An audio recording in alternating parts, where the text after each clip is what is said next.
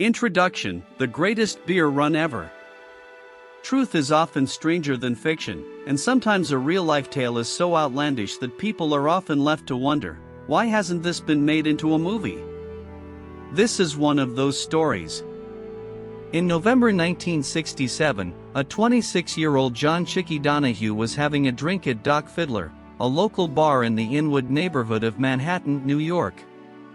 Tending bar was George Lynch, nicknamed the Colonel, though Lynch was only a private first class when he was discharged from the military.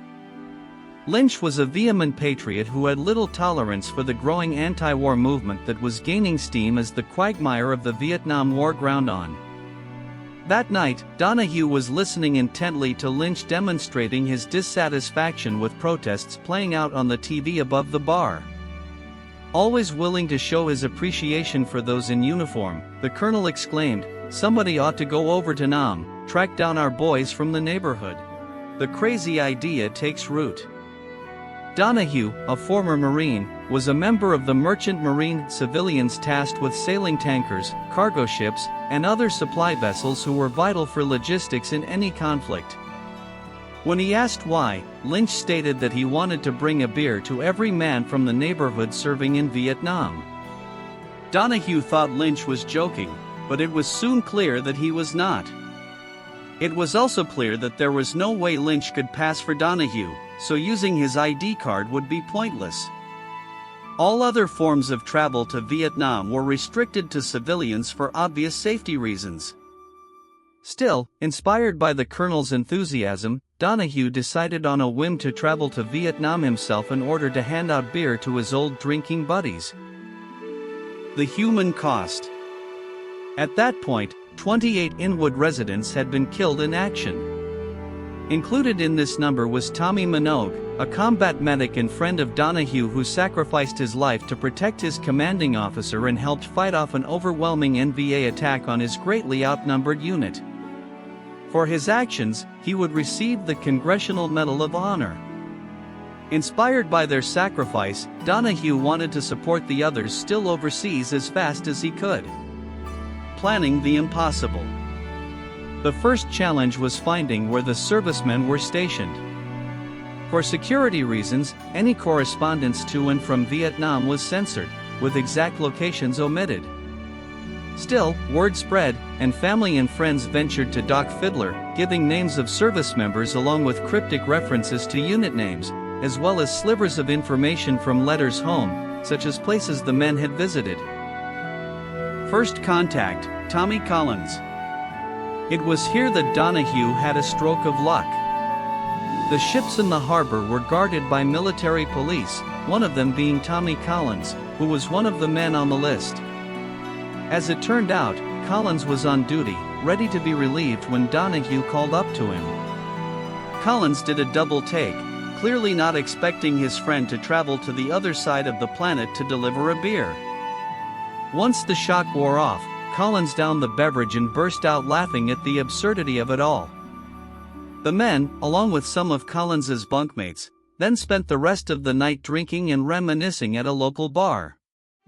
When their festive attitudes got the attention of an overzealous lieutenant, Donahue told off the officer, who blanched and turned away sheepishly.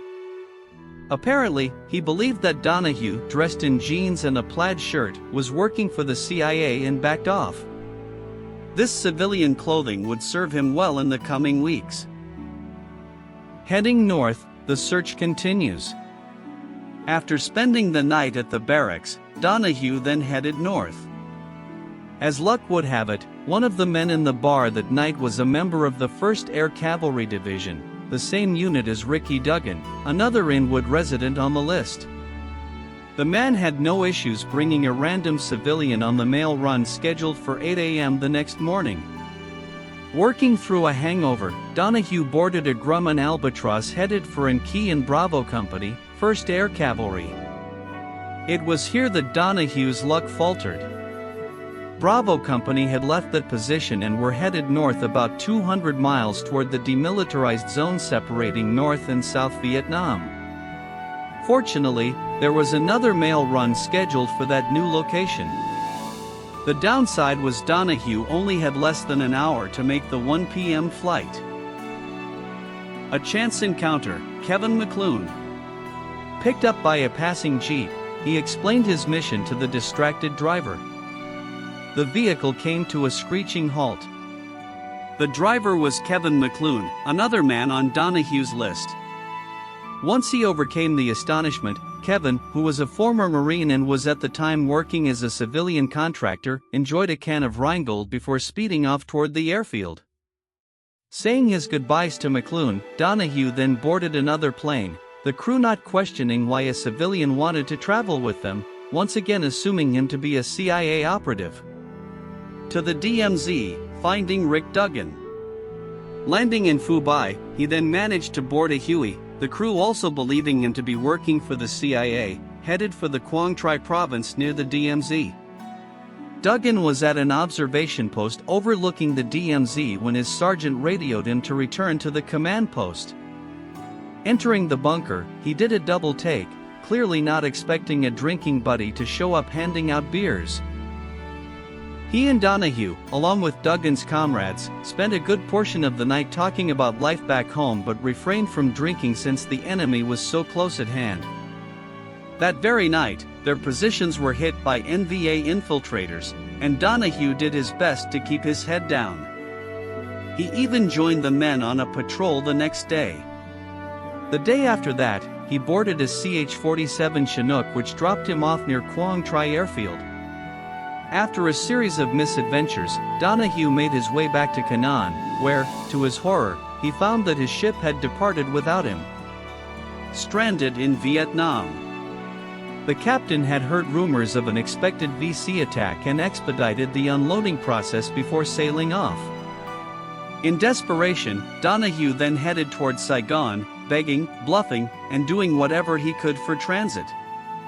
Once he reached the embassy, he battled the bureaucratic nightmare of being a civilian in a war zone without a passport, military orders, or any other official documentation. Caught in the Tet Offensive. The festive atmosphere was interrupted by the Tet Offensive, a massive coordinated strike against South Vietnamese and American installations by VC and NVA forces. The primary target was the capital city of Saigon. Soon the entire city erupted in intense fighting, and Donahue, an unarmed civilian, was caught in the middle of it. He spent the offensive doing everything he could to avoid getting caught in the crossfire of the VC sappers and American military who were desperately trying to fight them off. After a few days, the fighting slackened, and with his travel plans now on hold, Donahue was able to find the location of another man on his list. Bobby Pappas at Long Bin.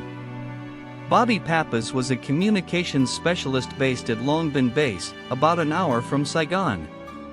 After the events of the previous few days, the trip was thankfully uneventful, and once again, Donahue's old drinking buddy was astonished to see him. Afterwards, Donahue returned to Saigon. Caught in the Tet Offensive.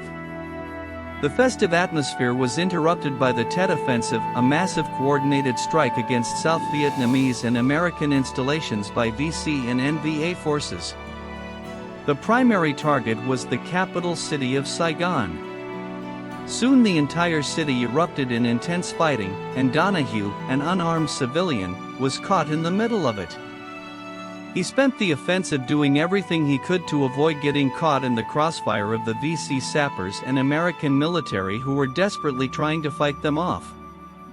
After a few days, the fighting slackened, and with his travel plans now on hold, Donahue was able to find the location of another man on his list. Bobby Pappas at Long Bin.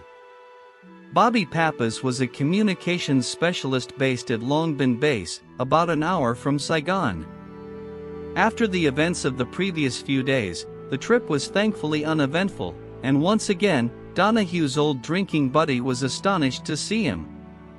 Afterwards, Donahue returned to Saigon. Why this story matters. On the surface, this is a story about a beer run, an impossibly dangerous, foolhardy beer run across a war zone. But dig deeper, and it reveals something profound about friendship, loyalty, and the bonds that connect us. The power of friendship. Donahue risked his life not for glory, not for recognition, but simply to show his friends that someone back home cared about them. In an era when Vietnam veterans were being spat on and called baby killers, when the war was increasingly unpopular and the men fighting it were blamed for its failures, Donahue's gesture said, "I see you. You matter. You're not forgotten." For soldiers in a war zone, that kind of connection to home, that tangible reminder that someone cares enough to travel halfway around the world just to hand you a beer and talk about the old neighborhood, that's priceless. It's a lifeline to normalcy, to a world beyond the violence and chaos of Vietnam.